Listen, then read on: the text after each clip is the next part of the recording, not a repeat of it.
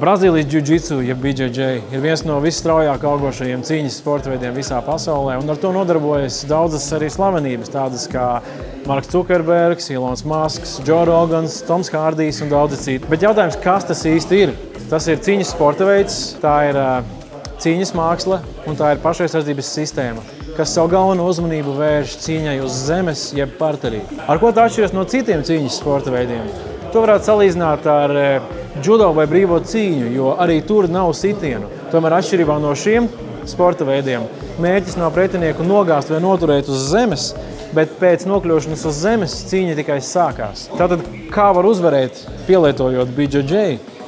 Vispirms tas būtu pārvedot cīņu uz zemes, pēc tam nonākot dominējošā pozīcijā pār savu pretinieku, un trešais izdarot kādu paņēmienu uz kādu no locītavām, vai arī žņaukšanas paņēmienu. Tādā veidā panākot pretinieka padošanos vai pašaizsardzības gadījumā pretinieka neutralizēšanu.